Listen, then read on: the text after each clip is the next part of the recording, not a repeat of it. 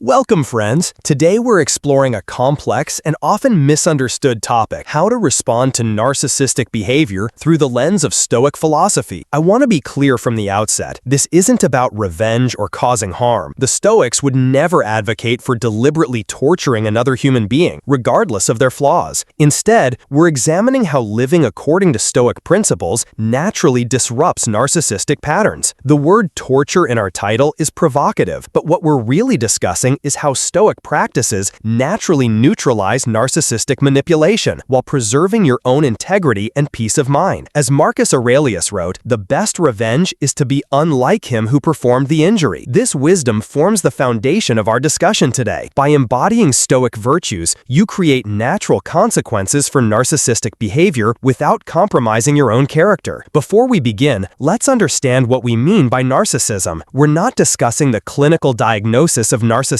personality disorder, which requires professional assessment. Rather, we're addressing narcissistic behavioral patterns that can appear in relationships: excessive self-focus, lack of empathy, manipulation, and an insatiable need for admiration. The Stoics, particularly Epictetus, Seneca, and Marcus Aurelius, offer timeless wisdom for dealing with difficult people. Their philosophy emphasizes focusing on what's within our control, practicing virtue regardless of others' behavior, and maintaining emotional equilibrium in challenging circumstances. So let's explore 4 Stoic practices that naturally disrupt narcissistic patterns while helping you maintain your dignity, peace, and integrity. 1. Practice radical indifference to external validation. The first Stoic practice that naturally disrupts narcissistic manipulation is cultivating radical indifference to external validation, what the Stoics called apatheia, or freedom from emotional reactivity. Narcissistic behavior thrives on emotional reactions. Whether positive or negative, these reactions provide the narcissist with the attention and power they crave. Their tactics, love bombing, gaslighting, silent treatment, rage, all aim to provoke strong emotional responses that keep you engaged in their drama. Epictetus addressed this directly. Make it your study to respond to every impression. You are an impression and not at all what you appear to be. This means recognizing that the narcissistic's provocations are merely impressions, not objective truths that must dictate your emotional state. Consider how this works in practice. When a narcissist delivers a cutting remark designed to wound you, the Stoic response isn't to defend yourself vigorously or counterattack. Neither is it to internalize their criticism. Instead, you examine the comment dispassionately. This is their opinion, not an objective truth about me. Their need to diminish others reveals their own insecurity, not my worth. This indifference to external validation manifests in several ways. First, you stop seeking the narcissist's approval. As Marcus Aurelius advised, "It never ceases to amaze me. We all love ourselves more than other people, but care more about their opinion than our own." When you genuinely value your own assessment above theirs, you remove a primary source of their influence. Second, you respond to praise and criticism with the same equanimity. Epictetus taught that we should receive prosperity without arrogance and adversity without dejection. When flattery and insults both lose their power over you, the narcissist loses a key method of manipulation. Third, you make decisions based on principles rather than anticipated reactions. Instead of asking, "How will they respond if I do this?" you ask, "What action aligns with my values?" This shift removes the narcissist from the center of your decision-making process. Let me share a modern example. Imagine a narcissistic colleague who alternates between lavish praise when you serve their purposes and harsh criticism when you don't. The conventional response might be to work harder for their approval or to become resentful and defensive. The Stoic response is fundamentally different. You acknowledge their behavior without emotional investment. "I notice they're attempting to manipulate me through inconsistent feedback. This reflects their character, not my worth. I'll continue to perform my duties excellently because that aligns with my values, regardless of their opinion." This indifference is profoundly disruptive to narcissistic patterns. Narcissists expect their provocations to yield emotional reactions that affirm their importance and power. When these reactions don't materialize, when you remain calm, centered, and unmoved by their attempts to provoke you, they lose a primary source of narcissistic supply. As Seneca noted, the greatest remedy for anger is delay. By pausing before responding to provocations, you create space to choose your response rather than reacting automatically. This practice alone can transform your interactions with narcissistic individuals. Remember, this isn't about suppressing emotions or pretending not to care. It's It's about recognizing that your worth isn't determined by others' opinions, and that you can choose how to respond to provocations rather than reacting automatically. This inner freedom is what the Stoics considered true power. 2. Establish and maintain impenetrable boundaries. The second Stoic practice that naturally disrupts narcissistic patterns is establishing and maintaining impenetrable boundaries, what the Stoics would consider part of practicing the virtue of temperance or moderation. Narcissistic behavior typically involves boundary violations, emotional manipulation, excessive demands, disregard for your needs, and intrusions into your physical and psychological space. These violations serve to keep you emotionally entangled and responsive to their needs. The Stoics emphasize the importance of distinguishing between what is up to us and what is not up to us, a fundamental boundary that protects our inner tranquility. As Epictetus taught, some things are within our power, while others are not. Within our power are opinion, motivation,